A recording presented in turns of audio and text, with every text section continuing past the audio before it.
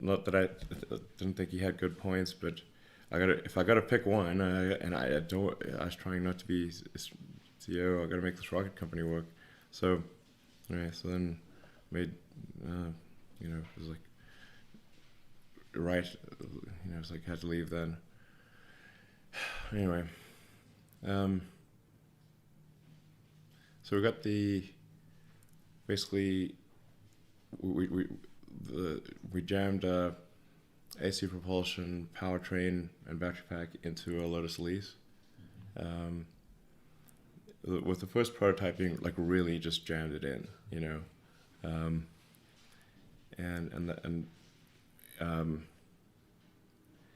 in retrospect, this was not a good idea, because the car ended up weighing like 60% more than an Elise or on that order, and we didn't have enough volume to put the battery pack, and we had to we invalidated all of the crash tests because the weight distribution was different. It was heavier, so none of the crash tests were valid anymore. We had to redo the airbags. The air conditioner ran off a belt fan, so we didn't have a belt fan, so we had to have a new air conditioning system. So we had to change the HVAC system, and so basically in the end, only about like I think 6 or 7% of the parts ended up being in common with an Elise.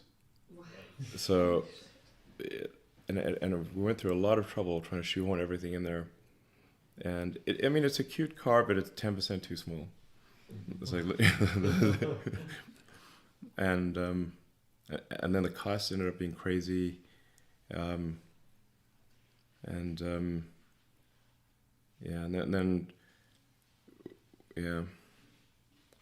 there was an audit of the costs of the production cost of the Roadster by one of the investors that joined in 2007, and then they called me up and said, hey, the numbers that Martin is telling you, that everyone's telling you about the Roadster are totally false. Oh boy. And I was like, what do you mean? He says, no, we just did an audit. It's more than twice of what he's saying. Yikes. Yeah. It's like we would have to sell this car for $250,000 in order to not lose money. I was like, this is insane. So anyway, then we obviously had to fire Everhard. There was no choice about that. And then it turned out not only had he misled me directly, he'd instructed others to also lie. Oh. Yes. When I say like somebody that's like the worst person I've ever worked with, it's pretty bad. Yeah. So, but SpaceX also hadn't gotten to orbit at that time, so I was like, man. So then I asked, what is the name? Harris. Remember the guy? I'm blanking on the guy name. we brought on as CEO. The interim. Yeah, he ran like a manufacturing company. He seemed pretty smart. The problem that I found with Tesla was we were a startup in Silicon Valley, building a car that was really manufacturing and materials engineering, and it's really like all the talent was for, you think there was probably talent, in Detroit or Japan.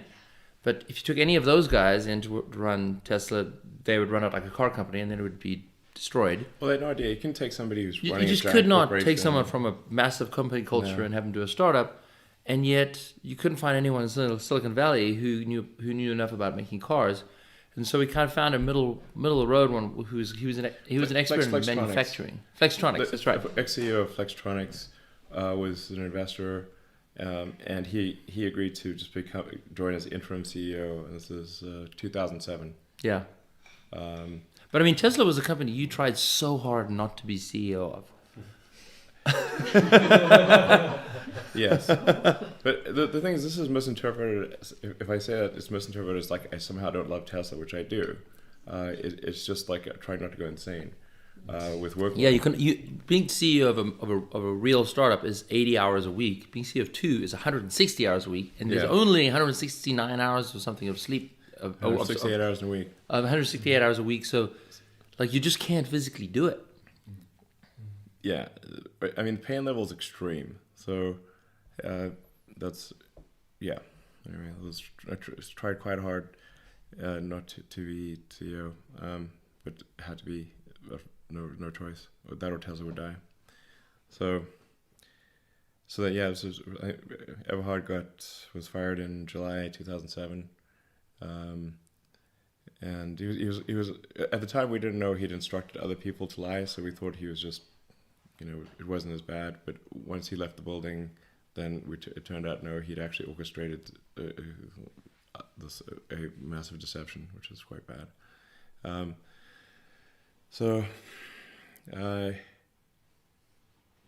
Yeah. He also said he came up with the name of Tesla Motors, which is false. That was created by a guy in '95, and moreover, he knows this because we went to great length. We had to buy the trademark. Yeah, exactly. So he can come up with the name. It was trademarked in '95. So it was like there's a whole bullshit backstory of it. But the guy, we almost had to change the name of the company because the guy who owned Tesla Motors wouldn't communicate with us. And so eventually we sent the nicest guy in the company, who's weirdly Martin's best friend, which I don't understand, but Mark Toppening, super nice guy. I like Mark a lot, actually. Yeah, you can't not like Mark. Yeah, exactly. It's impossible. He's a super nice guy. So we sent Mark to go sit on the guy's doorstep and not leave until he... That's right. until he agreed to at least negotiate with us or something. He'd talk to us. And then we ended up buying the trademark for $75,000. Good deal. Yeah. Was he the one who owned the domain too? No, that was a whole different nightmare. But the domain guy, that took us 10 years to buy that Tesla.com domain. Man, and he is, I think, still like a networking engineer at Juniper. So, yeah, that cost us like $10 million. Yeah, that was crazy. like the guy just held out. Was he just sitting on the domain, or was he using it for something? It was impossible to. No, he wasn't using it for anything. Just Just holding the name. It's like Twitter handle Falcon Heavy isn't being used. We're fighting for that one. Yeah, so man, took us ages to buy the Tesla.com domain. But we were gonna have to change the name to be something else. And actually, the lead candidate was Faraday as the name, because Faraday invented the electric motor, and then Tesla perfected the electric motor with the AC induction motor. So if we couldn't do Tesla, we would do Faraday. And then ironically, a competitor was later created called Faraday. Yeah. A startup. Yeah. From China, right? Yeah. So. Did you guys have a Faraday logo or anything? Were you that far down? No. We didn't really even have a Tesla logo until later because there's nothing to sell or anything. So, but in the end, the Tesla logo and the Tesla font was done by me working with basically a little firm. That's why the Tesla and SpaceX, there's some similarities between the fonts, and that's because it was done by the same people. Yeah, I spent a lot of time on the Tesla and SpaceX fonts. Get the little things. That's cool. Didn't know.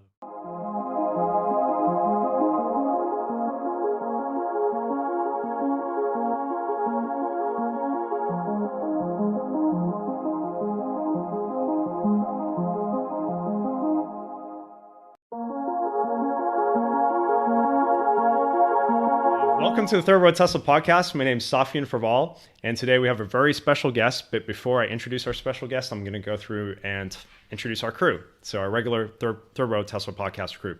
So today we have Omar Kazi, Tesla Truth. Boom. And we have Kristen. Hi. K10. Thank you. And we got Vincent Yu from Tasmanian. Hi. All right, great. And then we got Galileo Russell from Hyperchange. What up, third row? And then we got Viv, who's Falcon Heavy. Hey. Great. All right, Omar, do you want to introduce our guest? Please welcome the inventor of the car fart, Elon Musk. Thank you. Thank you. Please put that on my gravestone. So yeah, it's kind of crazy that we're actually all here, and thank you so much for doing this. You're welcome. We're all Tesla customers, fans, and it's really good that it's finally happening. And I remember that I was looking at your Wikipedia tweet that it's like this bizarre fictionalized version of reality, Yeah. and I replied to him like, why don't you come on a podcast and like tell your fictionalized version of reality? Sure, exactly. Until my fictionalized version. And you replied, okay, sure. And I was kind of like taken by surprise by that. And, you know, the way you engage and listen to your customers online, it's like, I've never seen anything like that from, you know, a CEO of a public company or Sure. any executive. So can you tell us a little bit where that came from, why you communicate directly instead of like having this PR strategy that most companies have? Sure. Well, I mean, it started out, I actually had one of the very first Twitter accounts, like when it was like less than 10,000 people. And then everyone was tweeting at me like what kind of latte they had at Starbucks. And I'm like, well, this seems like the silliest thing ever. So I deleted my Twitter account, and then someone else took it over and started tweeting in my name. Yeah. And then a couple of friends of mine, Willie and Jason Calcanis, they both said, hey, you should really use Twitter to get your message out. And also somebody's tweeting in your name and they're saying crazy things. So I was like, I'll say crazy things in my name. Did you have to pay them? No, I'm not sure who it was, but it was for some reason, I don't know, I got my account back. Great. And then I was just, I don't know, to some degree it's like just sort of, I just started tweeting for fun, really. And my early tweets were quite crazy. As I was trying to explain, like it has the arc of insanity is short, in that it's not very steep because it started off insane, and so if it's still insane, it's it hasn't changed that much.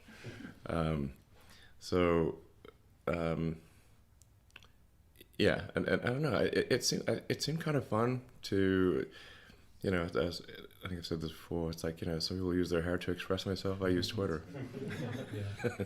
I love that.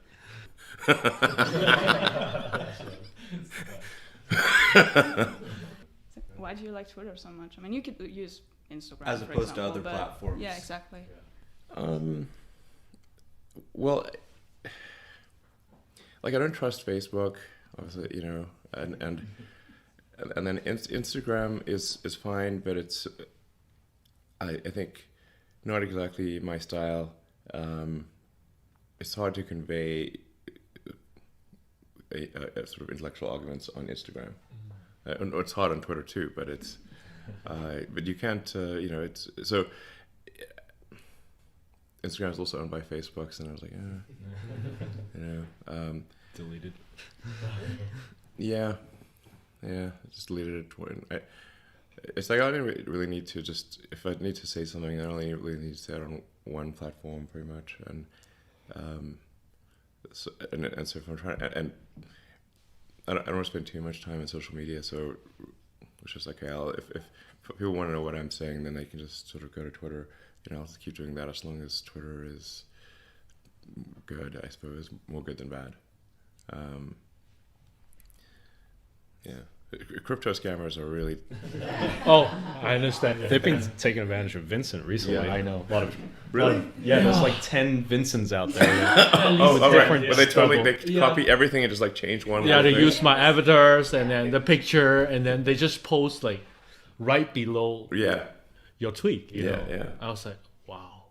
And they blocked me too. We fight them all the time. We're always like reporting them. Like every day we report like 10 Every day. people. Yeah, I have so many exactly conversations with Twitter. Like, come on, can you just I think it would take like 3 or 4 customer service people to just look at this. It's crypto scam. Block it. I think It should be easy. But then, like my wife, Vegan Shelly, I think you liked her tweet the other day. She got banned for like replying to one of your tweets and quoting like the video inside of it, and then she got suspended for like a day or something. I was like, what the heck is going on? Yeah, so it's just weird how the algorithm works. Yeah. Yeah, there's a lot of manipulation, but going back to the Wikipedia page, it's kind of interesting. Just what a decade you've had. I remember I was reading somebody's article. I think they interviewed you in 2009 or something like that, and they said, if you had met Elon Musk in 2009, right after the recession, they're like struggling with the Roadster. You never would have thought that you are where you are today. You're, launching astronauts into space, this year, servicing the International Space Station. I mean, Tesla with the Model 3, the Model Y, electrification really, without Tesla, it would not be where it is today. You see where the other legacy automakers are, they're not doing great. So, looking at kind of like this, like you've become this legendary figure, and looking at kind of like how people kind of see you, kind of the Ashley Vance biography or Wikipedia page, what is it that really kind of sticks out to you or, makes you laugh? Like, that's just completely off base. Yeah. Well, I think I mentioned that I kept getting referred to as an investor in like a bunch of things. And it's like, but I actually don't invest really except in companies that I help create. So I only have the only publicly traded share that I have at all is Tesla. I have no diversity on publicly traded shares. Like us. Yeah, nothing. So, that's quite unusual. So, almost everyone diversifies to some degree. And then the only stock that I have of significance outside of Tesla is SpaceX, which is a private corporation, and then in order to get liquidity, which is mostly to reinvest in SpaceX and Tesla, and occasionally in provide funding for much smaller projects like Neuralink and Boring Company, then I'll actually take out loans against the Tesla and SpaceX stock. So what I actually have is whatever my Tesla and SpaceX stock is, and then there's about $1 billion of debt against that. So, which this is sometimes taken to imply that I'm claiming that I have no money, which I'm not claiming. But it's something to make it clear that you'll see some number, some big number in Forbes or something. People will think I have the Tesla and SpaceX stock and I have the cash, and I'm being somehow I'm just sitting on the cash and doing nothing with it and hoarding resources. I'm like, no, it's the only alternative would be to say, okay, let's give the stock to the government or something, and then the government would be running things, and the government just is not good at running things. That's the main thing. I think there's like a fundamental sort of question of consumption versus capital allocation. This is probably gonna get me into trouble, but the paradigm of say communism versus capitalism, I think, is fundamentally sort of orthogonal to the reality of actual economics in some ways. So what you actually care about is the responsiveness of the feedback loops to the maximizing the happiness of the population. And if more resources are controlled by entities that have poor response in their feedback loops, so if it's like a monopoly corporation or a small oligopoly, or in the limit, I would say a monopolistic corporation in the limit is the government. So, this is not to say people who work at the government are bad. If those same people are taken and put in a better sort of operating system situation, the outcome will be much better. So it's really just what is the responsiveness of the organization to maximizing the happiness of the people, and so you want to have a competitive situation where it's truly competitive, where companies aren't gaming the system, and and then where the rules are set correctly, and then you need to be on the alert for regulatory capture, where the referees are in fact captured by the players, which is, you know, and the players should not control the referees, you know, essentially, which can happen.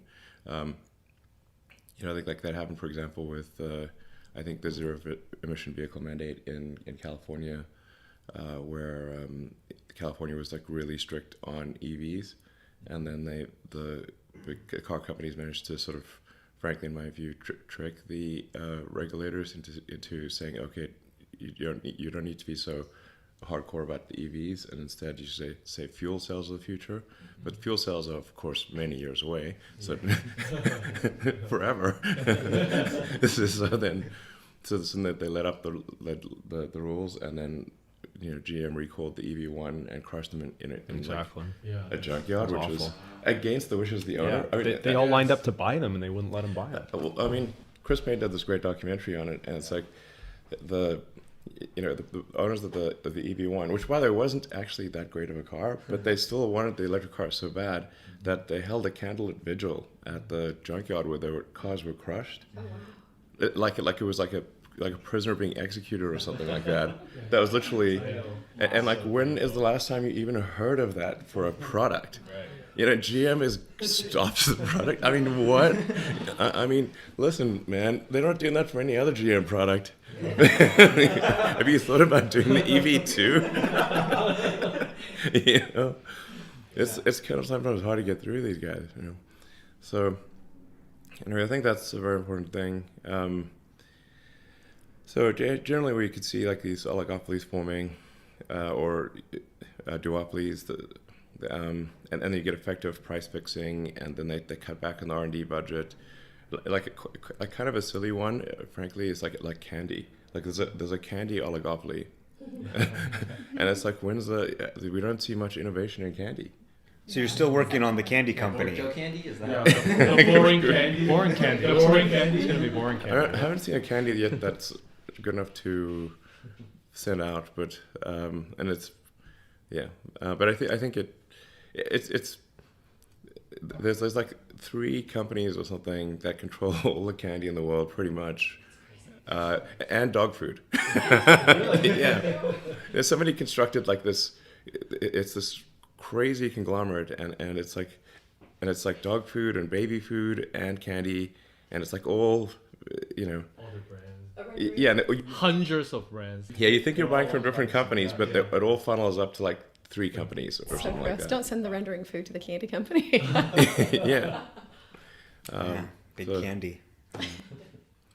So you want to have like a good competitive forcing function, so that you have to make the product better, or you'll lose. Like if you don't make the product better and improve the product for the end consumer, then that company should have relatively less prosperity compared to a company that makes better products.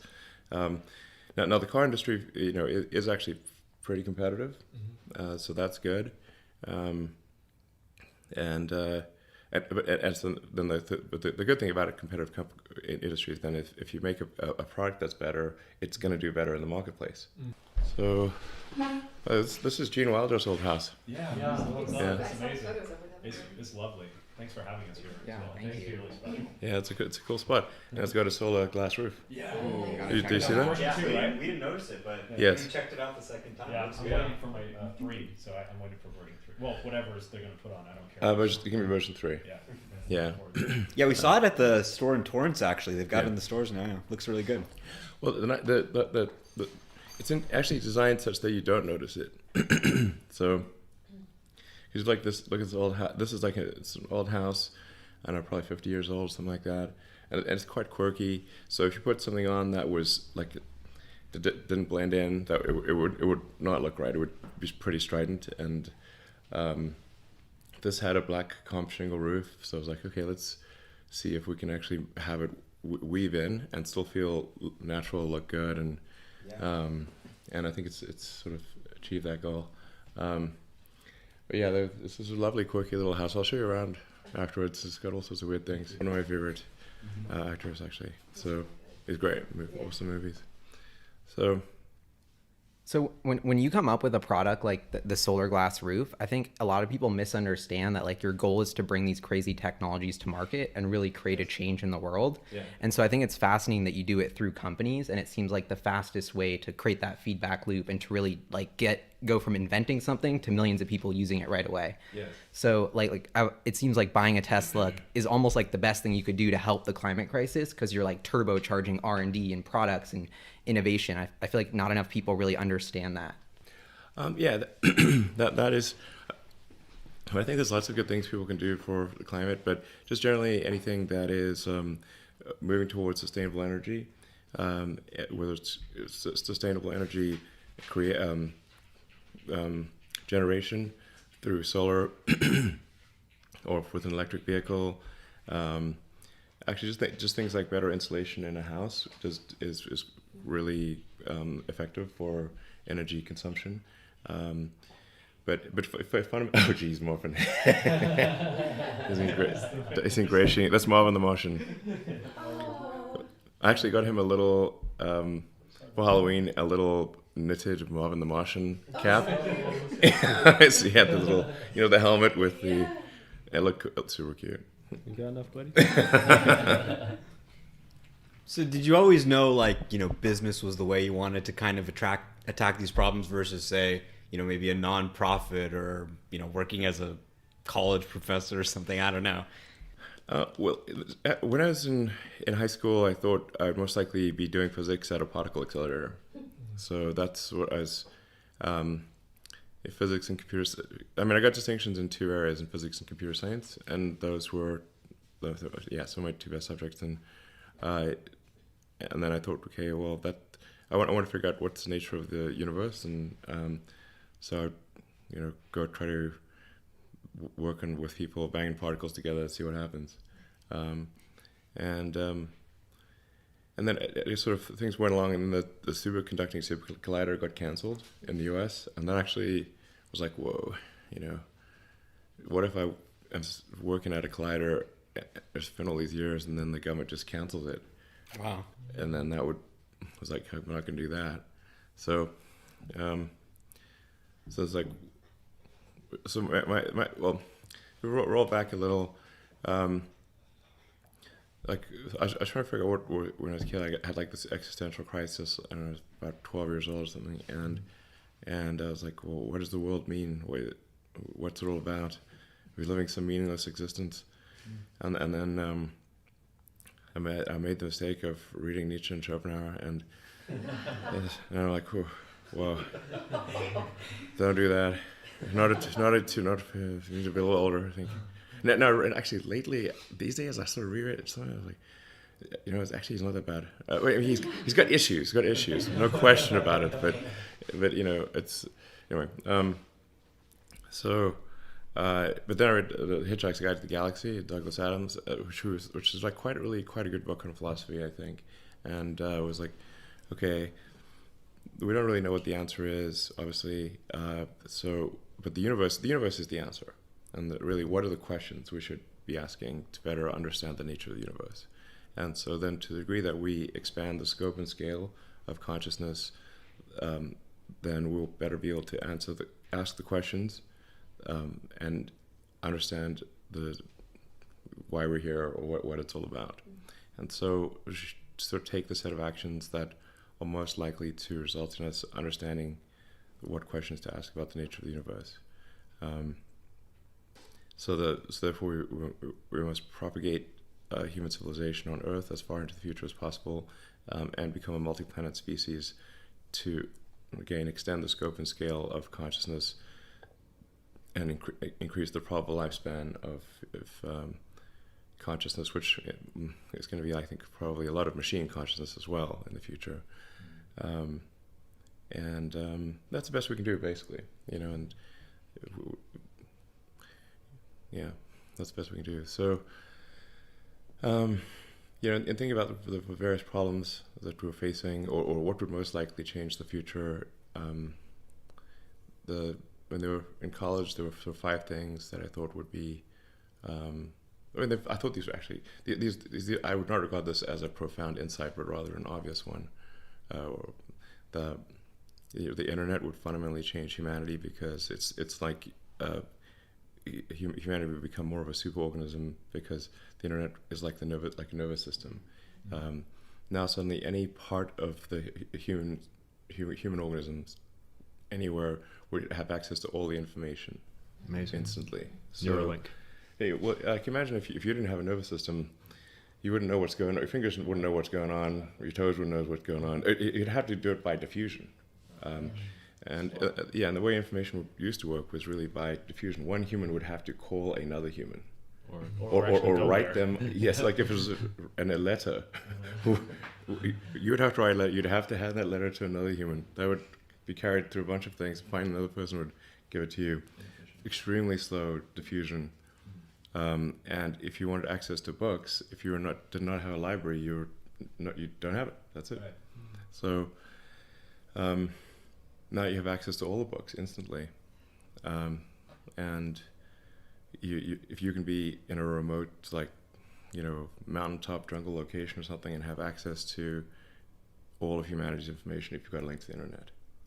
This is a fundamental, profound change. So that's one thing.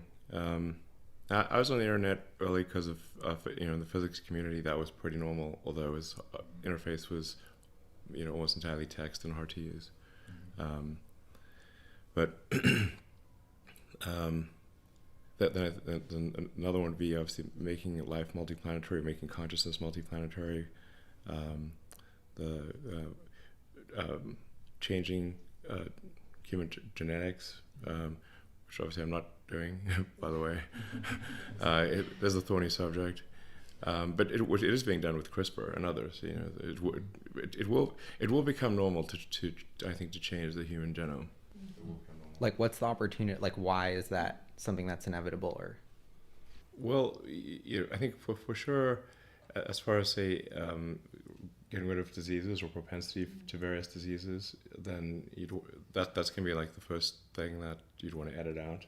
So it's like if you've got like a situation where you're definitely going to die of some kind of cancer at age 55, I prefer to have that edited out. Yeah, definitely.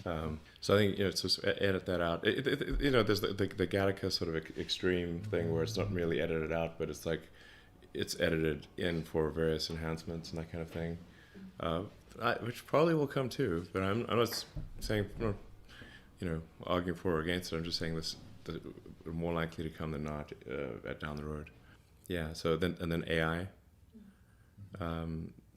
really major one. So these are all big motivational factors to keep our consciousness going. Oh, and it's sustainable. Yes. Sustainable energy. So sustainable energy actually was something that I thought was important before the environmental implications became as obvious as they are. It's simply because if you mine and burn hydrocarbons, then you're going to run out of them, because it's not like mining sort of say metals, for example. If you we recycle steel and aluminum, and because that's just it's not a change of energy state. Whereas if you take fossil fuels, you're taking some from a high energy state, converting it to a lower energy state like CO2, which is extremely stable. So whereas we will never run out of metals, not a problem. We will run out of mined hydrocarbons. And then necessarily, if we've got billions, ultimately trillions of tons of hydrocarbons that were buried deep underground in solid, liquid, gas form, whatever, but they're deep underground, you sort of move them from deep underground to the oceans and atmosphere, you will have a change in the chemistry of the surface, obviously, and then there's just a certain probability associated with, well, how bad will that be, and the range of possibilities goes from mildly bad to extremely bad, but then why would you run that experiment? That seems like the craziest experiment ever, especially since we have to go to sustainable energy anyway. Why would you run that experiment? It's just the maddest thing I've ever heard. I'm not saying there shouldn't be some use of hydrocarbons on Earth, but there just should be the correct price placed on CO2 production, and the obvious thing to do is have a carbon tax. It's a no-brainer. I don't know, 90+% of economy. The whole car is falling apart. So yeah, it's like the point at which the wheel falls off. It's time to go to the junkyard. Yeah. But Kimball, the night before you met the venture capitalists, you and I were at Kinko's till 2 in the morning. No, that was way more stressful. That was way later because we already had the deal, but we were not. I don't know if you were, but I was not legally in America, so I was illegally there. I mean, I was legally there, but I was meant to be doing student work. Oh yeah, right. I had a student work visa. Yeah, you were doing you were supposed to be doing a PhD in Stanford and decided not to. So it was like I was allowed to do work, sort of supporting whatever, you know. Exactly. Whereas I actually I try to get a visa, but there's just no visa you can get to do a startup. Yeah, unfortunately nobody was paying you anything. Might have changed, but back then for sure no. And so we ended up getting we got a deal from Moore David out and this really well respected VC firm, and we had to break the news to them that we took the bus to get to the offices. We don't have a car and we don't have an apartment and we're illegal. No, you were illegal. I was legal. And so I was legal, but my visa was going to run out in 2 years. Okay. Yeah, but I was definitely. We needed to get it sorted, and so they were great. I mean, the lead investor, his wife was from Canada. They knew the whole challenge of being an immigrant, and we had Canadian passports, and so they funded the company and they gave us some money to each buy a car, and they gave us a salary so we could rent an apartment, and I got a visa through the company. But the morning we were supposed to present to the partners, I went to Toronto because my mother was freaking out because she needed her computer fixed. And I said, really? Seriously, this is brutal.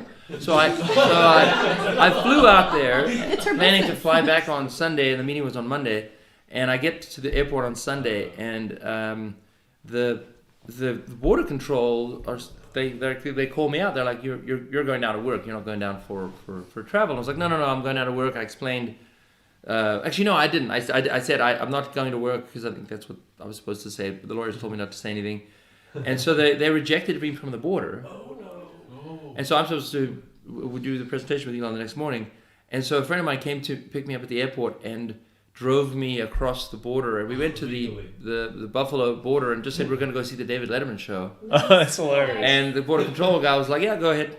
Wow, that's amazing. I got on the late night flight from Buffalo to San Francisco, and we made the meeting in the morning. So. Yeah, I mean, technically, you were not going out to work because that would have meant you were being paid something. Then I would need. I wasn't actually paid anything. Yeah, technically, we weren't actually. No, you're right. You're not actually breaking the law. We were not breaking the law because we were not being paid anything. Exactly. But it's like there was So. I should have told them that at the border control. Yeah. But anyway, it was very frustrating. Do you mean getting paid for something? No, I'm not doing that. No, yeah, you're right. Exactly. We were not being paid. Exactly.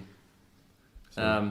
But yeah, so then they approved the deal that Monday, and we started building Zip2, and it wasn't a business model for back in those days. Well, it was kind of like Yelp is like business model was similar to sort of Yelp, but it was at a time when most businesses didn't know what the internet was, and most people didn't have an email address or we had to online, explain to them what a website was. The internet was kind of this cool thing. People were using Netscape browser. And I think by the end of it, we got 18,000 businesses to be on our service, paying to be with websites and everything. Yeah. A lot of the things that you can do today, like automatically build websites, we built a lot of those sort of tools to make it easier to build websites, and we had to sell door to door because that was the only way. Wow. Did you hire people, or is it just you guys going door to door? No, we had a team by that time because we could hire a team, but. I remember talking to a Yellow Pages guy once, and it was amazing. It was the head of the Toronto Star that they owned all the Yellow Pages. Yellow Pages will never die. Famous last word. He literally, because we went and talked to him to partner. We said we want to partner with you, and let's be one of your partners to put the Yellow Pages online. And he picked up the Yellow Pages, this big thick book that's full of ads, this multi-billion-dollar revenue stream. I mean, these guys were so arrogant and so like we are kings of the world and Seriously. It will never end. He picked up this book and he we're like, threw it listen, at me. And he said, Yeah, do you ever think you're going to replace this? Seriously. And I was just literally like, I mean, my head is like, dude, you're already dead. Yeah. Reminds me of the anti-Tesla people, you know. Gas cars will never die. Yeah. But I mean, like, we saw the growth of the internet. We saw the use of the yellow pages. We saw even all our competitors and stuff. And no one was using the paper yellow pages if you had the choice. Yeah. Yes. Exactly. No one. Yes, that's very true. And so at that point, very few people were on the internet. So it was really a question of really, is the internet going to succeed? Which we were huge believers in, and these guys were not. You know, they didn't even clue in. Yeah, but it was like one foreign country after another. We would say like, listen, we'll just put your yellow pages online. It's going to cost very little. You know, you'll still own all the content and everything. And they're like, they'll just throw us out of the office. Yeah. You know, like, no. And how dare you even suggest this? It was extraordinary, and it's been interesting. To We're watch like, over okay, the I years. guess we'll just build it. And, Yeah. and then yeah. But it's been interesting to watch over the years where, like in PayPal, the competitors were not banks. You know, even though that should have been the competitor. No, there were banks that try to compete. But wasn't it eBay mostly that was sort of the bank? Well, eBay had something called Bull Point. Yeah. But it wasn't exactly like PayPal. Yeah. Generally, eBay had an issue with trying to get payment for stuff. Like two people would have to mail checks to each other. Yeah, that's gonna work. If you mail a check and you receive the check, and how do you know the check's real? Then you've got to cash a check and take 2 to 5 days for the money to transfer. So it could take 2 weeks before somebody had confirmed payment, and then they would ship you the item, and so the transaction velocity was very low as a result.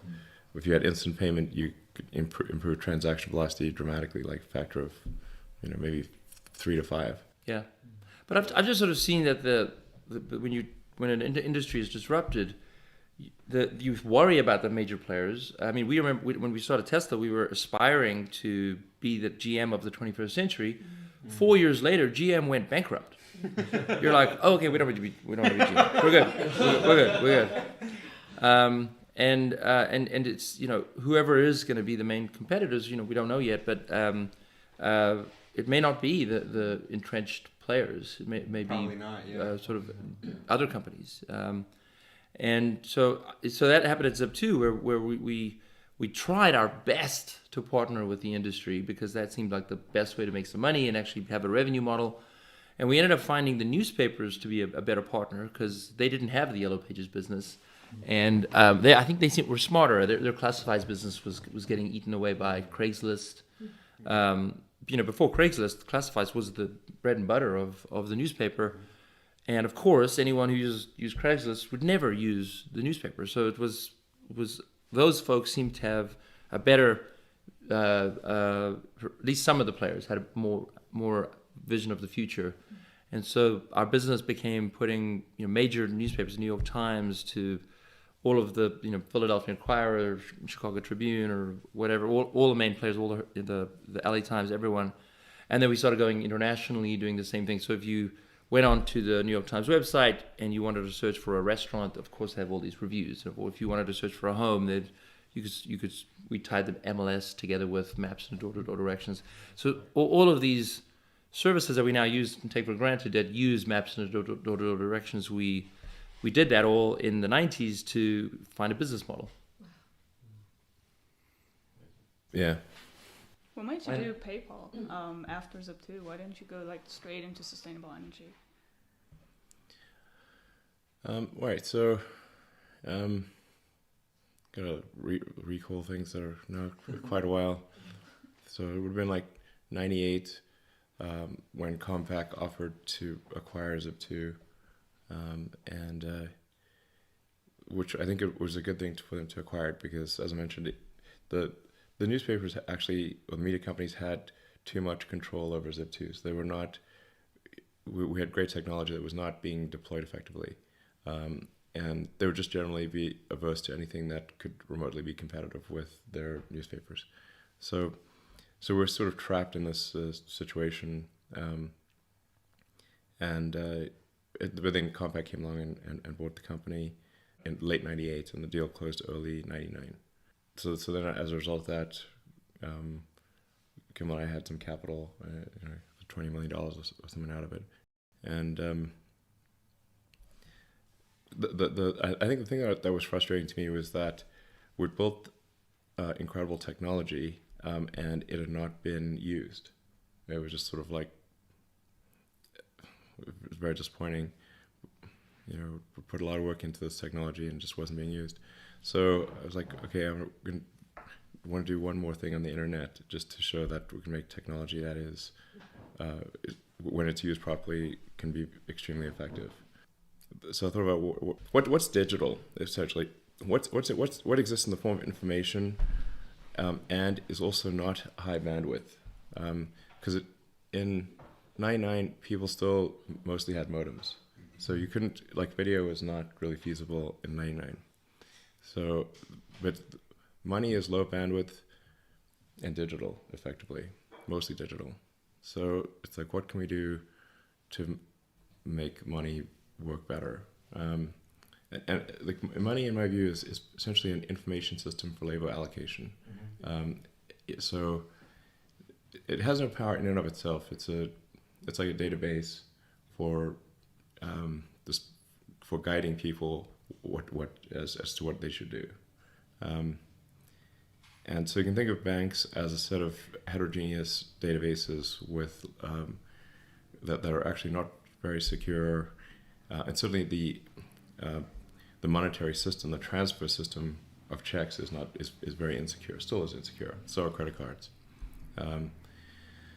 and it's still mostly batch processing, and it was entirely batch processing that day. So it was not. So payments were.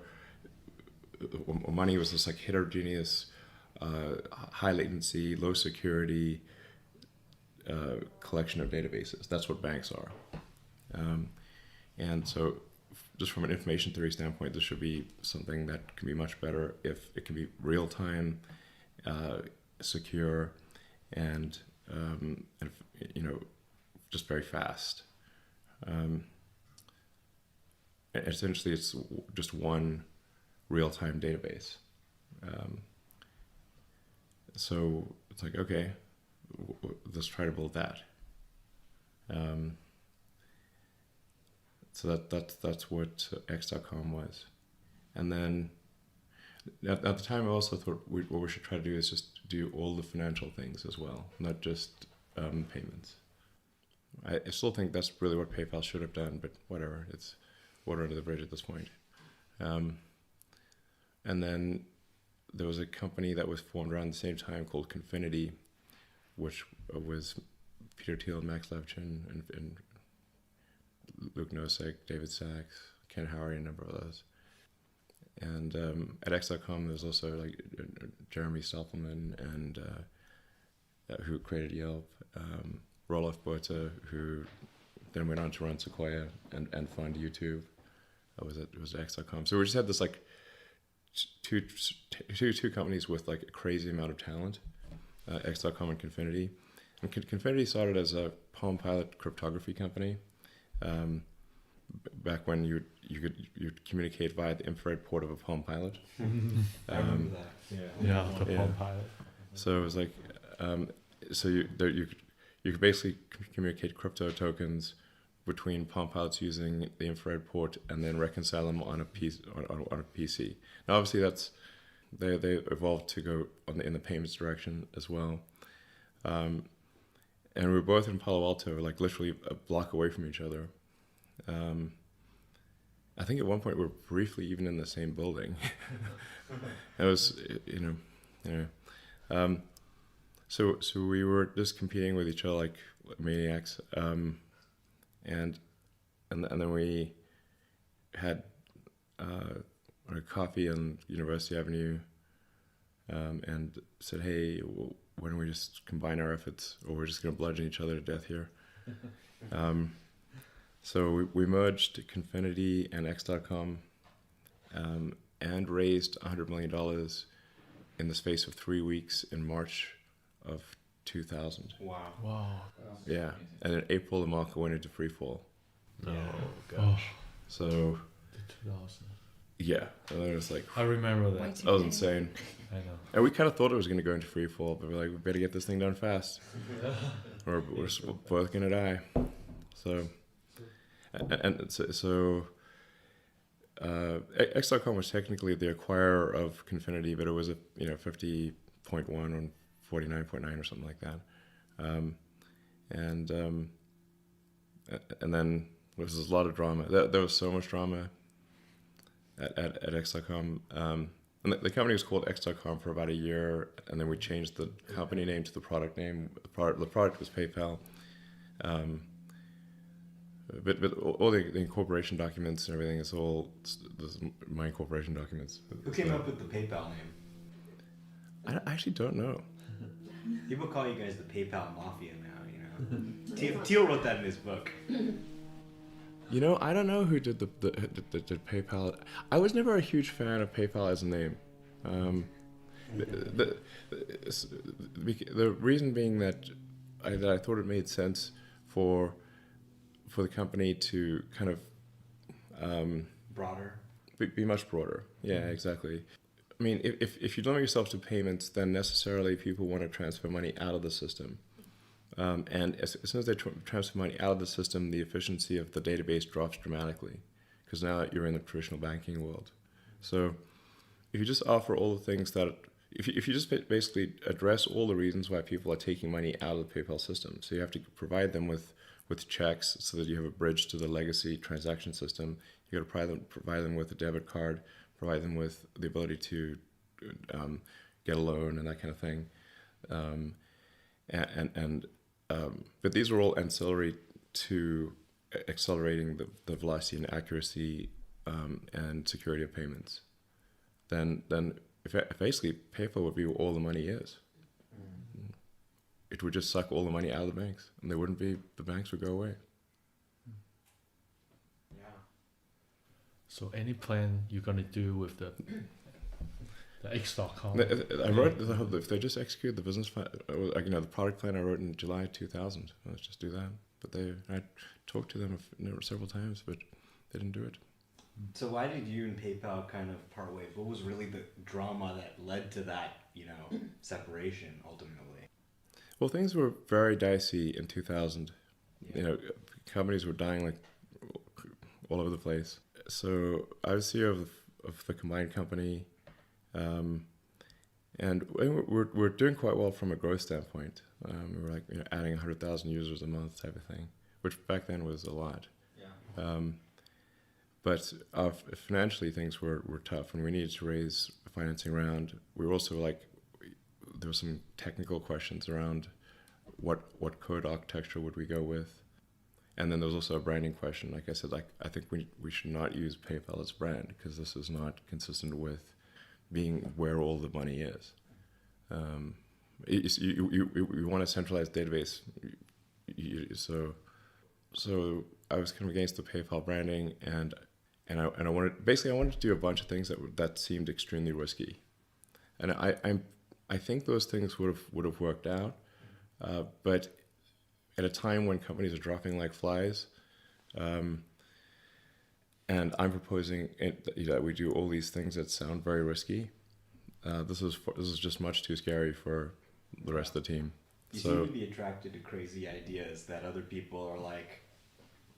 That, I think the autopilot one is a great example where everyone's kind of trying this spatial approach to self-driving. They're doing Waymo for 10 years, nobody cares, and you come out and say, hey, we think vision is the way forward, and deep learning and vision, will take us all the way there. How do you find the courage inside to, people have to be coming up to you all the time, thinking that you're an idiot or it's never going to happen, and how do you find that in yourself to go through all that resistance and still be confident in your thesis? I try to be hyper rational, so it's not it's just like if the reasoning fits and you're not violating laws of physics or something, then that's the thing you should do. So and I guess the other day, if we lost all the money, I wouldn't.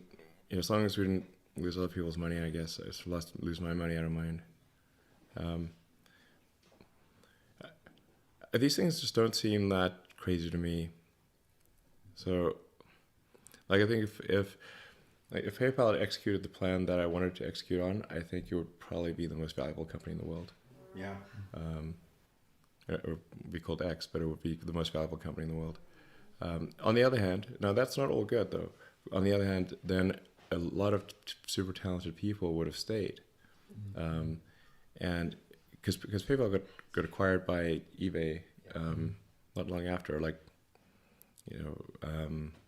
there was like the PayPal coup at the end of 2000. 18 months later, it was acquired by eBay. So, and then, but, if you think of the companies that came out of PayPal, the so-called PayPal mafia, YouTube, those Steve and Chad created YouTube, Jerry Stubman created Yelp, Peter created Palantir and a bunch of other things. There's David Sachs created this company, and Reid Hoffman created LinkedIn. It's almost like all that market cap still exists, but now it's allocated on all these other tech companies instead of X.com. Yeah, so in retrospect, I don't know, sometimes like it's maybe a good thing that X wasn't, or PayPal didn't achieve those things, because all these other companies would have at least been delayed, or may not have existed. There's definitely been kind of a resurgence in interest as we get into kind of cryptographic, money and Bitcoin and all that, interest in this idea, and it's interesting, like, software hasn't eaten the banking industry yet. Software's eaten a lot of industries. There's some that it just hasn't, and banking's still there, Stripe's eating them slowly, but they're doing a pretty good job. The banks are in trouble if it's not Stripe, it'll be somebody else. And you love code, but you don't seem to be as bullish on Bitcoin. Do you have could you break down like why? Because you're talking about this big database that's more secure for faster transactions. It seems like Bitcoin's hitting at least some of those. I'm neither here nor there on Bitcoin. Yeah. What did you think when you read like Satoshi's white paper for the first time? We're like, oh, it's pretty interesting. Or that was pretty clever.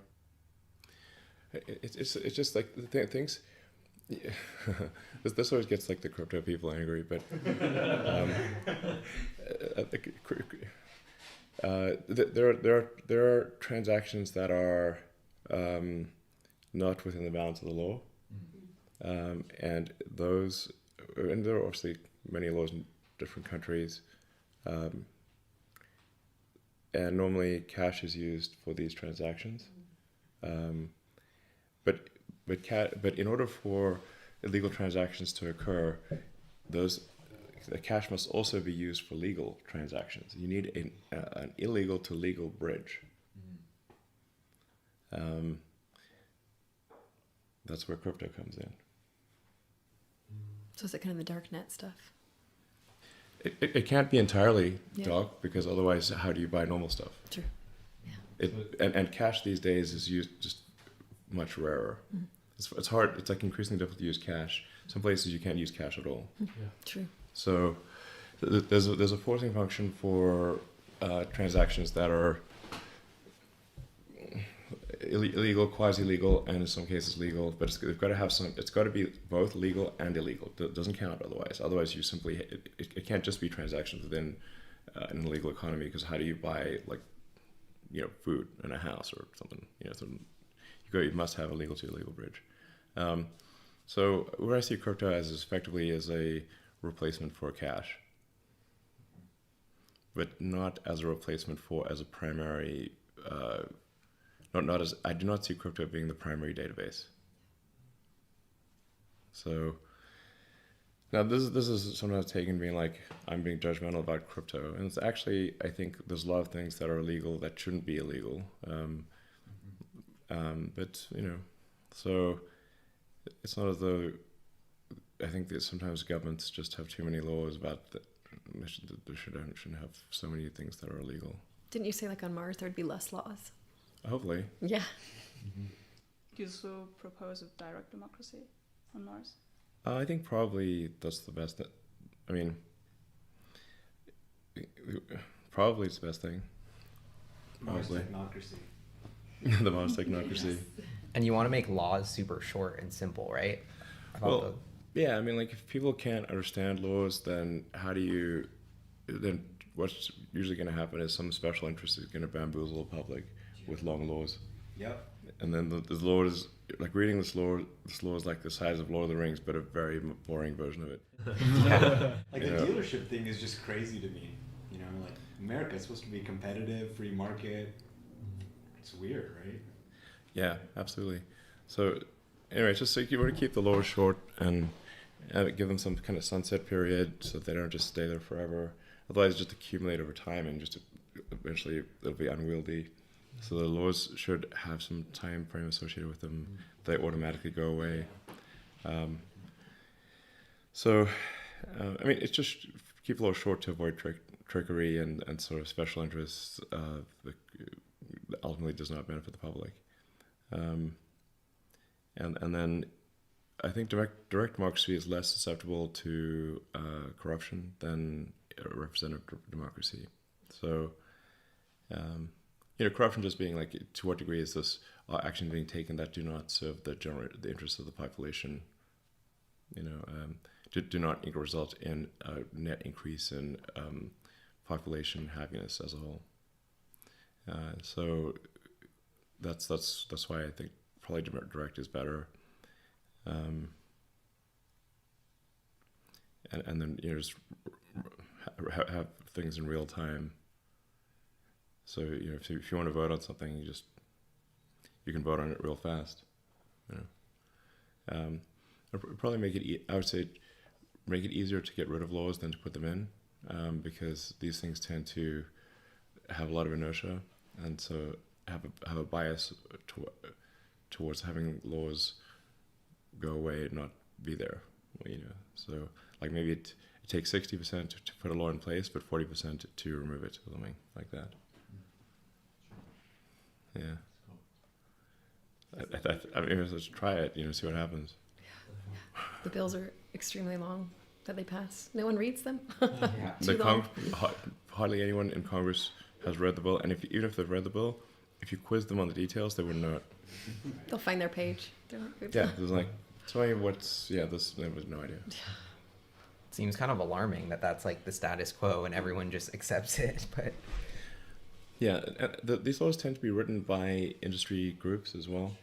So they'll write the law and then interact with the congressional staff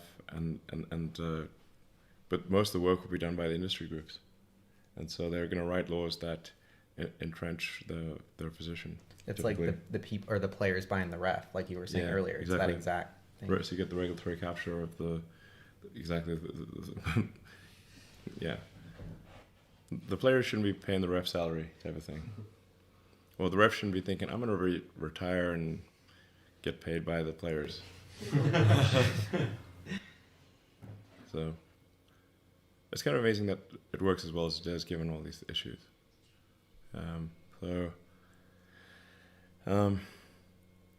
So then PayPal, I ended up getting malaria anyway in 2001. 2001. Yeah, tell us about this, the malaria thing.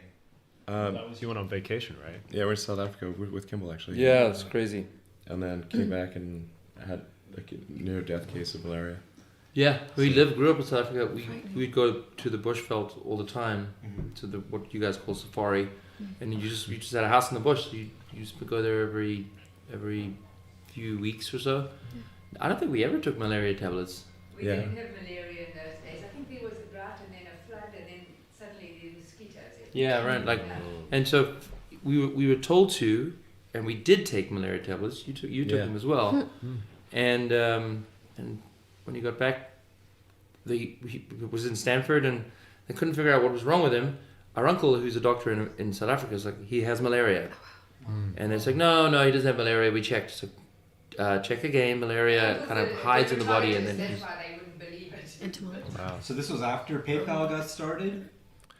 Oh, this is 2001. So it's sort of after the PayPal coup. So I was on the PayPal board, and I was providing sort of product advice and whatnot. But in December, late December 2000, went on a trip to South Africa, came back early January 2001, and had a severe case of malaria, almost died. I sat next to his bed for about 5 days, yellow, and just tubes going in and out of him. Just sat early morning till late at night, just waiting to see. And then they said to me, get some pajamas for him, and the closest store was some like Dress for Less or something. So I just got him some pajamas, and then the next thing, after 5 days, he woke up and he says, "So there's bunnies on my pajamas." I knew he was bitter. I think they were bunnies or ducks or something, because that was what I could get. And then I knew he was better. You were sleeping. I mean, like it affected your brain that harshly. Yeah, no, it was bad. It's really bad. So that change your perspective? How did it like influence you after that? I don't know. I don't think it changed me that much. Would you say? I don't think it changed you. No, I don't think it did. Recovered and went back to Yeah. the world. But how many times have you been on I vacation lost like since 50 then? pounds, though. It was great. Oh, so no more vacations, though. Haha. Well, yeah. It took me like almost 6 months to get back to normal. And then in 2001, I was thinking about what to do next, and I thought there's like sustainable energy, like basically electric cars, solar, space, and then a friend of mine asked me, so what are you gonna do next? And I said, well, so I would love to do something in space, but I didn't think there's anything that a private individual could do in space. But at least I'm going to go on the NASA website and find out when people are going to Mars. And I go on the NASA website, and it's nowhere to be found. And so I was like, well, this is pretty weird. And then I discovered that it was actually a NASA policy not to talk about it. Really? Yeah, at the time. Huh. Why was that, do you think? What I was told is that when George Bush the First when he was elected, he said he asked NASA to put together a plan to send people to Mars in 90 days. They came back with a plan, and it was $500 billion. Oh. And it says, well, this is like political suicide. So then after that, talk of manned missions to Mars were banned. Wow. That's what I sold. Yeah. So anyway, so it's like, well, maybe there's something that can be done here to get the public excited about going to Mars. And if I get the public excited, then they will vote NASA to have more funding. And so the original idea for SpaceX was just to have a philanthropic mission to Mars. Actually, it started as a graphic of a pot plant. Need to get the pot plant to Mars. It was like an inspiration. Sure. Just as a way to prove to the world that it could be done. Yeah. So the mission was called Mars Oasis. It was seeds and dehydrated nutrient gel that would hydrate upon landing. You get this great picture of green plants on a red background. Be like the first sort of life as we know it on Mars, and you can also learn a lot about what does it take to keep plants alive and have a little miniature greenhouse on surface of Mars. So that's what I initially pursued as like a way to basically increase NASA's budget. It wasn't let's create a space company. It was how do we get NASA's budget increased so we can go send people to Mars. And I was trying to figure out how to get this thing launched, and the rockets, the European and US rockets were too expensive, and I couldn't afford them.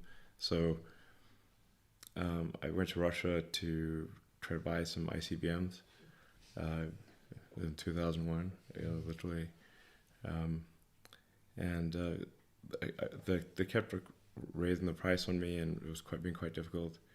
And I said, I could afford to pay like, I don't know, $9 million for an ICBM, but not 20, because I figured we need to do 2 of these missions, because odds are good that one would fail, and then it could have a negative impact potentially. So that was pretty weird, being in Moscow trying to buy ICBMs in 2001. That's amazing. How do you negotiate to buy an ICBM? Yeah, I call up the military and say, well, they got to get they got to get rid of these things anyway because of the arms reduction treaties. So it's like, if you're going to throw it away, I'll take it off your hands. They have to. It was like SS-18 Dnepr. It was the biggest nuclear missile in the Russian fleet, and but anyway, they're gonna decommission these things. So why not just sell me them instead? And then every time I talk to them, the price would go up, and I'm like, this is not good. Because so even if once we do a deal, we're probably going to get shafted afterwards too. And if this is the pre-deal shafting, it's like, what's going to be afterwards? After I've given the money, then it's not going to be good. So, and then I started looking into it as like, why do rockets cost so much? And so there's nothing fundamental about why they should cost so much. If you add up the materials and say, it's not like the raw materials cost that much. You really just need to figure out a smart way to get the materials in that shape.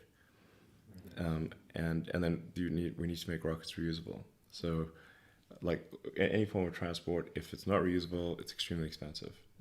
If cars were single use, and you needed a round trip, if you bought a car for $20,000, then your round trip will cost you $40,000.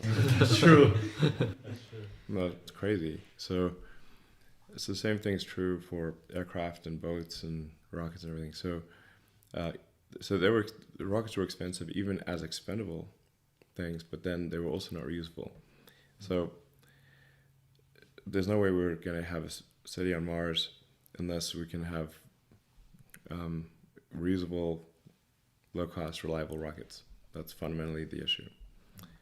So I came to the conclusion that even if this Mars Oasis mission was successful, it would still not result in it would not materially further the goal of being a multi-planet species, because the rocket technology was not good enough, and it was not getting better. In fact, it was arguably getting worse. So the real thing that needed to be solved here is reusable rocketry and lowering the cost of access to space. And that's like, okay, well, I'm going to try to do that. So then I got SpaceX started in early 2002, basically. And I was living in Palo Alto at the time, but most of the engineering expertise was in Southern California. So that's why I moved to LA. Did you ever have any, like, even inkling of imagination that you could be doing, a dozen launches a year and being contracted with NASA? Is that even like it? I thought that was fair. I thought we had, 10% chance of success or something like that. You ended up being chief engineer, right? Yeah. Because no one wanted to give up their secure jobs with ULA and something at the beginning. Exactly. I actually tried to hire. Basically, there'd been a number of attempts at doing a sort of a private rocket company or commercial rocket company, and they all failed effectively, and that's to the degree that it was like a joke in the aerospace industry. Like, how do you make a large fortune in the rocket? Start with how do you make a small fortune in the rocket industry, start with a large one. Pretty I'm soon it's working on going to that be in the small. restaurant business. Yeah, they told me that joke so many times. I would just jump to the punchline, you know. It was very hard to recruit people because I had not built any physical hardware before. And I kept being called internet guy for the longest time, for ages. Finally, I made for the first 10 years they calling me internet guy, or basically an internet entrepreneur / fool. He's trying to start a rocket company. What an idiot! That was generally how it went. So it was quite hard to recruit people, and you know, especially if somebody's got like a secure job at Boeing or Lockheed or something like that. Then trying to recruit them to be chief engineer of a solid rocket company was hopeless. So basically, nobody who was good was willing to join, and there was no point in hiring somebody who wasn't good. So I ended up being chief engineer, which is So the first 3 launches failed, and probably if I'd been better, then we would have gotten to orbit sooner. So it took me a while to learn all these things. So from books and talking to people. Did you go to Utah and talk to anybody, like at ATK Orbital, or? Oh yeah, I visited ATK. Yeah. Orbital is Dallas, Virginia. Yeah. So yeah, I visited ATK, visited Orbital. And Orbital had a success with the solid rocket based Pegasus, but they'd also gotten like an 8 launch deal from DARPA. So okay, if you're starting off with basically an 8 launch deal from DARPA, that's a good situation. We did not have a launch deal from anyone. And Pegasus is there's some clever engineering with Pegasus, but fundamentally, I think launching rockets from planes is not sensible. Yeah. It sounds like it would be a good idea, but it's not. And then even Orbital went away from doing that with as soon as you get past a certain size, they went to ground launch. Yeah, I was reading somewhere that ATK, Morton Thiokol, they were doing snowcats, they were doing ski lifts, and they sold that to the man who made the DeLorean. Really? Yeah. I just read that in their Wikipedia. I'm like, oh, that's fascinating. What to come around. So, yeah. Right. So we got SpaceX going, and that was very difficult. We got the Falcon 1 rocket built. It was very simple. It's the simplest orbital rocket that's liquid fueled, so that it had the potential for reusability, for useful reusability. And then we had 3 failures. Finally got to orbit at the end of 2008. So that was incredible. Going down to Kwajalein and watching. You wrote it like a blog for a while. Yeah, I actually still have it up there. It's still, and it's an old blogging platform that Google still keeps alive. It's called quajrockets.blogspot.com. I think it's going to get a lot of traffic soon. Yeah, totally. Send it. Check it out. It's all there. It's photos and photos of there was one photo of Elon picking up a satellite. We launched the rocket and the rocket exploded. Which was very, very, very sad. Everyone's super sad. People were like pouring their heart and soul into the rocket. And the satellite was, I think, a U.S. Navy or Air Force Academy. Air Force Academy, and it was thrown out of the rocket and fell through the roof of the hangar on the launch pad. This is like where you really think. It's barely a hangar, exactly. It's like a stand-up tent. A small tool shed. Yeah. It wasn't supposed to do that. Maybe the size of this room. The rocket it had. This is the first launch failure, so it had there's a cracked aluminum B nut on that cracked during liftoff and created, so there was an engine fire. This wouldn't have been the end of the world, but there was one of the helium lines was steel mesh overwrapped with a Kevlar sleeve, and it melted the sleeve. And so we lost pressure, pneumatic pressure, which caused the engine valves to close. So about 30 seconds after liftoff, the engine shut itself off due to the engine fire, and then it went ballistic and basically smashed in the rocks just I don't know, a couple hundred feet offshore.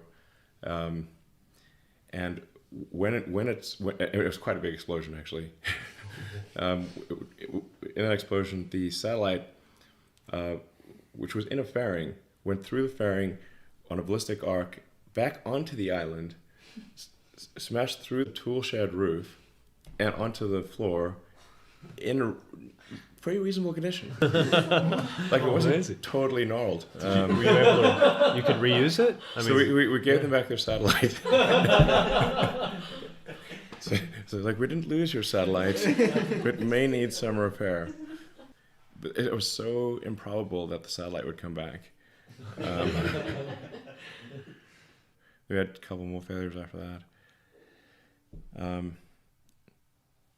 2008 was a particularly difficult year because we had the third failure in 2008.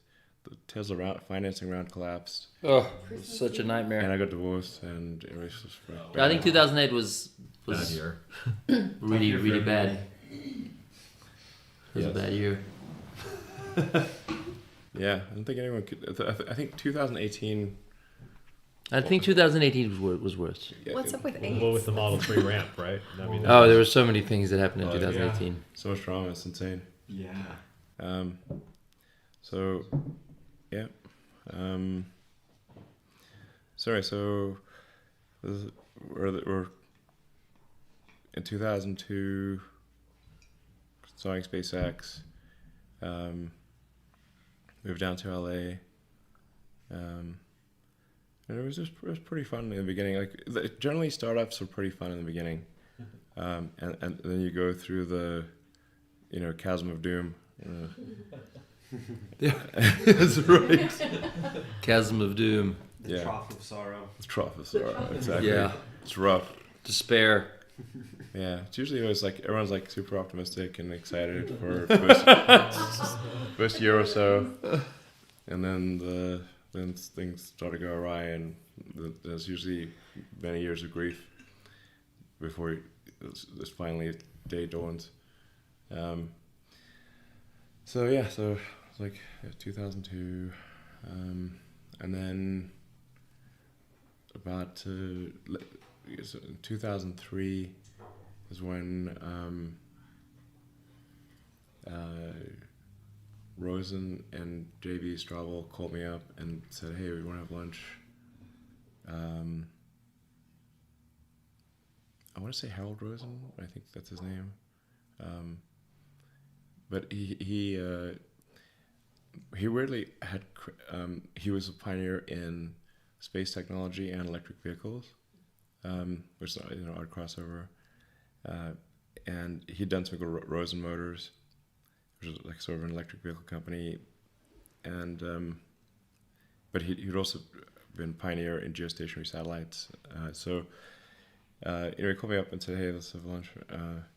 So we had like lunch at like Smith and Wollensky or something in El Segundo, where SpaceX started, and so Straubel and Rosen were talking about space stuff, and then started talking about electric cars, and I said, "Oh yeah, so I was going to be working on electric car technology at Stanford," and then JB said, we should take a drive in the T0 from AC Propulsion.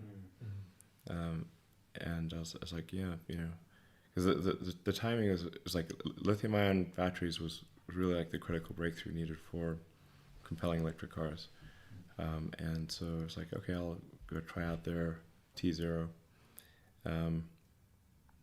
which had specs similar to what we eventually brought to market as the Tesla Roadster. So then,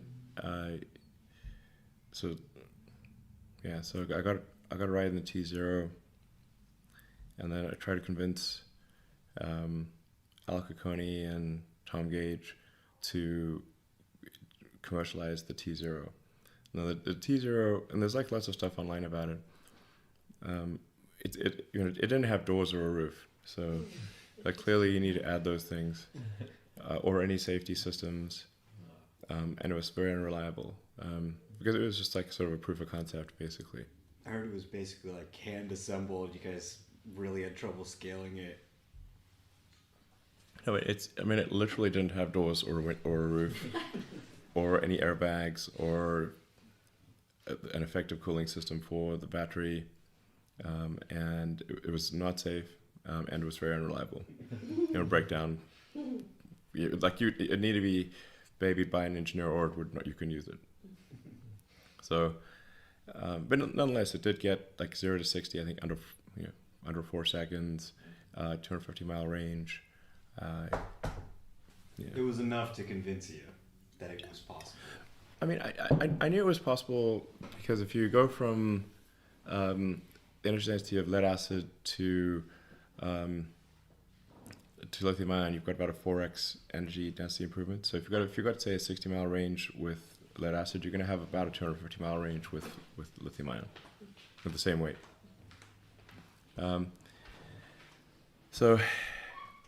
But it was cool to see it in action with AC propulsion, and I tried hard to convince those guys. Like I really pestered them a lot to go to commercialize the T0, and they just did not want to do it. Weirdly, the thing they wanted to make was an electric Scion, and I'm like, you guys, nobody's gonna pay $70,000 for an electric Scion, okay?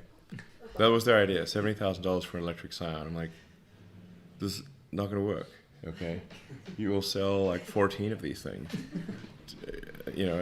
and I'm like, I kid you not, I have like the email trails and these.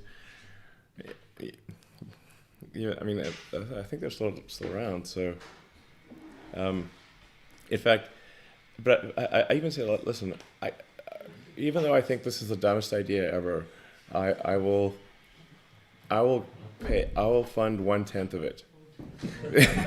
If you can find 9 other people, and then I think the only other person they could find who would do it was Sergey Brin.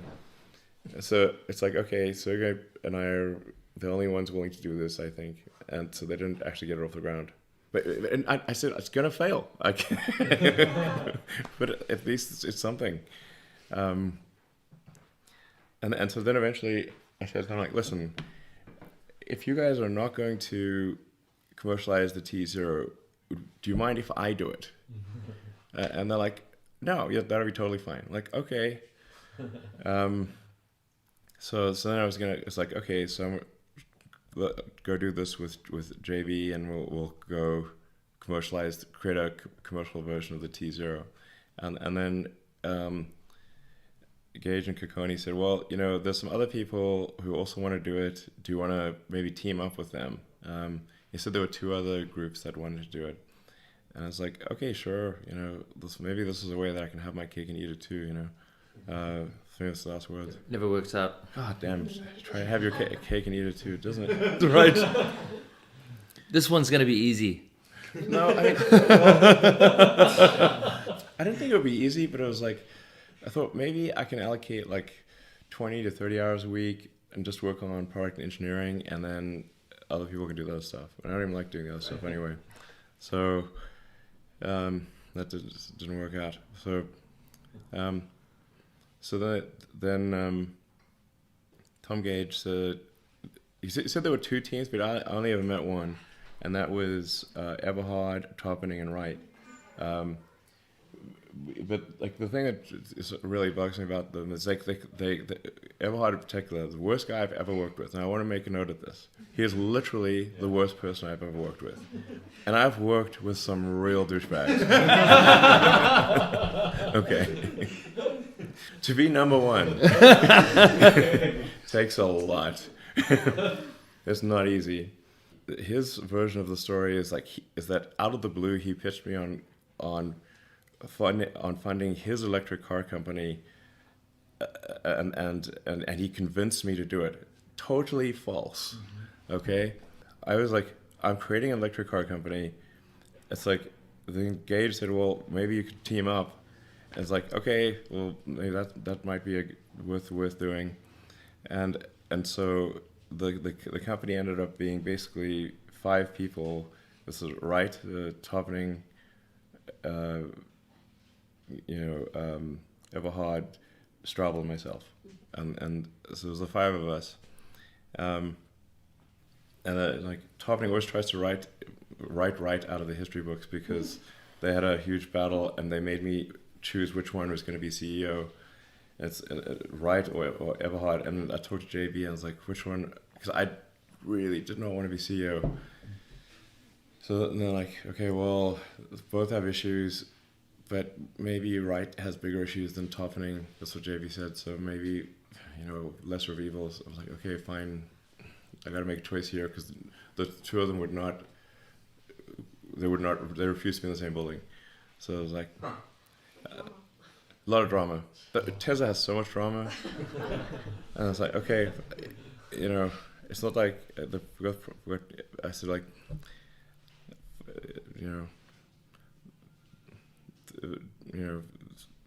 lesser of 2 evils. So it's like I said, right, sorry,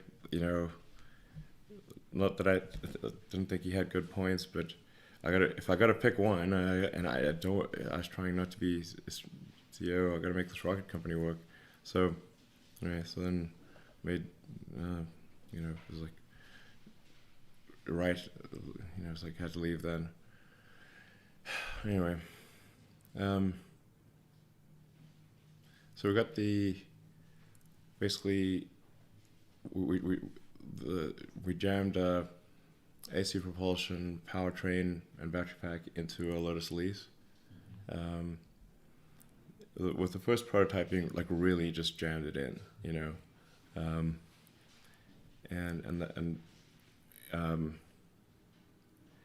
in retrospect, this was not a good idea, because the car ended up weighing like 60% more than an Elise or on that order, and we didn't have enough volume to put the battery pack, and we had to we invalidated all of the crash tests because the weight distribution was different. It was heavier, so none of the crash tests were valid anymore. We had to redo the airbags. The air conditioner ran off a belt fan, so we didn't have a belt fan, so we had to have a new air conditioning system. So we had to change the HVAC system, and so basically in the end, only about I think 6 or 7% of the parts ended up being in common with an Elise. Wow. So, and we went through a lot of trouble trying to shoehorn everything in there. And it's a cute car, but it's 10% too small. It's like, and then the costs ended up being crazy. And then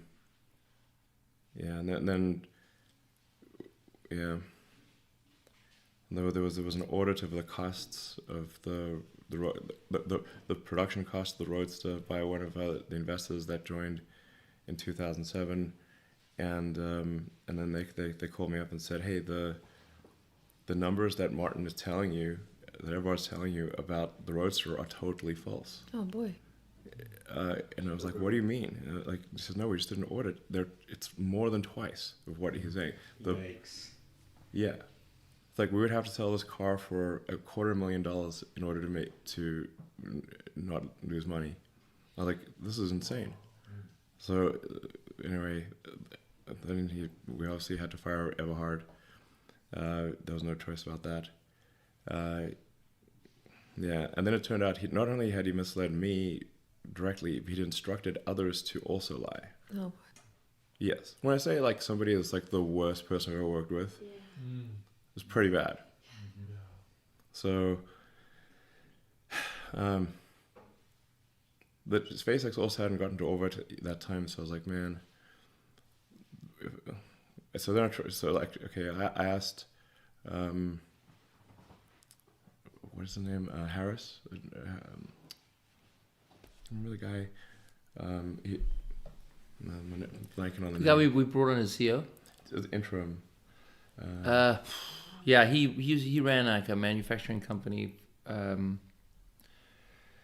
mean, he seemed pretty smart. The problem that I found with Tesla was we were a startup in Silicon Valley, building a car that was really manufacturing and materials engineering. And it's really like all the talent was for, you think there was probably talent, in Detroit or Japan. But if you took any of those guys in to run Tesla, they would run it like a car company, and then it would be destroyed. Well, I had no idea. You can take somebody who's You running just a could giant not take corporation. someone from a massive company culture and have them do a startup, and yet you couldn't find anyone in Silicon Valley who knew enough about making cars, and so we kind of found a middle of the road one he was an expert in Flextronics. manufacturing. Flextronics, that's right. Ex-CEO of Flextronics was an investor, and he agreed to just join as interim CEO. And this is 2007. Yeah. But I mean, Tesla was a company you tried so hard not to be CEO of. Yes, but the thing is, this is misinterpreted. If I say that, it's misinterpreted as like I somehow don't love Tesla, which I do. It's just like trying not to go insane with work. Yeah, being CEO of a real startup is 80 hours a week. Being CEO of two is 160 hours a week, and there's only 169 hours or something of sleep. 168 hours a week. 168 hours a week. So, like, you just can't physically do it. Yeah, I mean, the pain level is extreme. So, that's, yeah. Anyway, I tried quite hard not to be CEO, but had to be. No choice. That or Tesla would die. So that Everhard was fired in July 2007,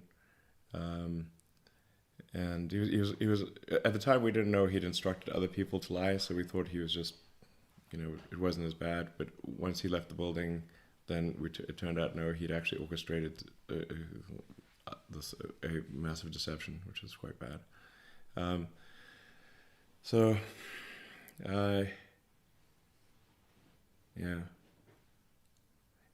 he also said he came up with the name of Tesla Motors, which is false. That was created by a guy in '95, and moreover, he knows this because we went to great length. We had to buy the trademark. Yeah, exactly. So he can come up with the name. It was trademarked in '95. So it's like there's a whole bullshit backstory of it. But the guy, we almost had to change the name of the company because the guy who owned Tesla Motors wouldn't communicate with us, and so eventually we sent the nicest guy in the company, who's weirdly Martin's best friend, which I don't understand, but Mark Topping, super nice guy. I like Mark a lot, actually. Yeah, you can't not like Mark. Yeah, It's exactly. impossible. He's a super nice guy, so we sent Mark to go sit on the guy's doorstep and not leave until he That's right. until he agreed to at least negotiate with us or something. He talked to us, and then we ended up buying the trademark for $75,000. Good deal. Yeah. Was he the one who owned the domain too? No, that was a whole different nightmare. The domain guy, that took us 10 years to buy that Tesla.com domain. Man, and he is, I think, still like a networking engineer at Juniper. So, yeah, that cost us like $10 million. Yeah, that was crazy. like the guy just held out. Was he just sitting on the domain, or was he using it for something? It was impossible to. No, he wasn't using it for anything. Just frustrating. Just holding the name. It's like Twitter handle Falcon Heavy isn't being used. We're fighting for that one. Yeah, so man, took us ages to buy the Tesla.com domain.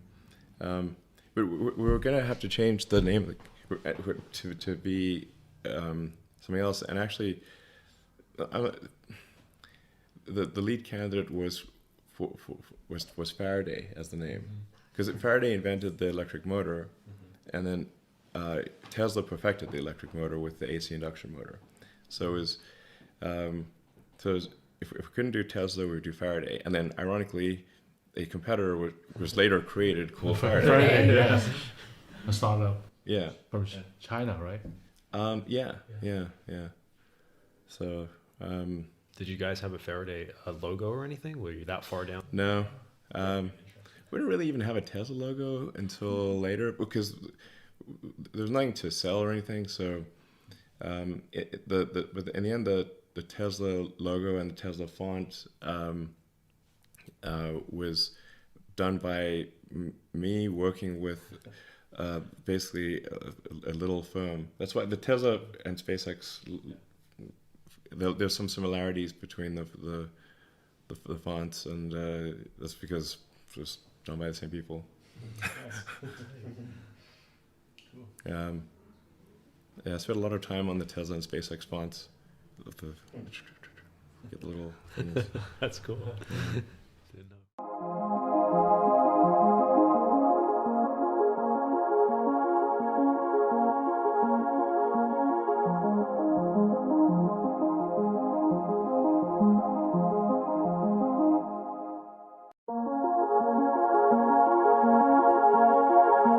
Welcome to the Third Road Tesla podcast. My name is Safian Farval, and today we have a very special guest. But before I introduce our special guest, I'm going to go through and introduce our crew. So our regular Third Road Tesla podcast crew. So today we have Omar Kazi, Tesla Truth. Boom. And we have Kristen. Hi. K10. Thank you. And we got Vincent Yu from Tasmanian. Hi. All right, great. And then we got Galileo Russell from Hyperchange. What up, third row? And then we got Viv, who's Falcon Heavy. Hey. Great. All right, Omar, do you want to introduce our guest? Please welcome the inventor of the car fart, Elon Musk. Thank you. Please put that on my gravestone. So yeah, it's kind of crazy that we're actually all here, and thank you so much for doing this. You're welcome. We're all Tesla customers, fans, and it's really good that it's finally happening. And I remember that I was looking at your Wikipedia tweet that it's like this bizarre fictionalized version of reality. Yeah. And I replied to him like, why don't you come on a podcast and like tell your fictionalized version of reality? Sure, exactly. Until my fictionalized version. And you replied, okay, sure. And I was kind of like taken by surprise by that. And you know, the way you engage and listen to your customers online, it's like, I've never seen anything like that from, you know, a CEO of a public company or Sure. any executive. So can you tell us a little bit where that came from, why you communicate directly instead of like having this PR strategy that most companies have? Sure. Well, I mean, it started out, I actually had one of the very first Twitter accounts, like when it was like less than 10,000 people. And then everyone was tweeting at me like what kind of latte they had at Starbucks, and I'm like, well, this seems like the silliest thing ever. So I deleted my Twitter account, and then someone else took it over and started tweeting in my name. Yeah, and then a couple of friends of mine, Will Lee and Jason Calacanis, they both said, hey, you should really use Twitter to get your message out, and also somebody's tweeting in your name and they're saying crazy things. So I was like, I'll say crazy things in my name. Did you have to pay them? No, they I'm not sure who it was, but it was for some reason I don't know. I got my account back. Great. And then I was just I don't know. To some degree, it's like just sort of I just started tweeting for fun, really. And my early tweets were quite crazy. As I was trying to explain, like it has the arc of insanity is short in that it's not very steep because it started off insane, and so if it's still insane, it's it hasn't changed that much.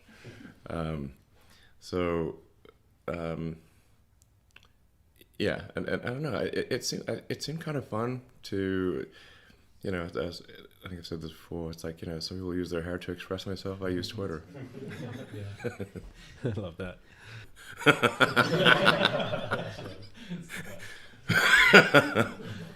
Why do you like Twitter so much? I mean, you could use Instagram As for opposed to example, other but platforms. Yeah, exactly.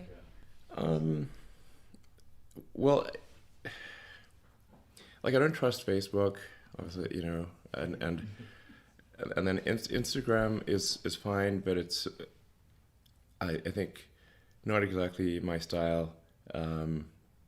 It's hard to convey a sort of intellectual arguments on Instagram. It's hard on Twitter too, but it's but you can't it's so. Instagram is also owned by Facebook, and I was like, Deleted.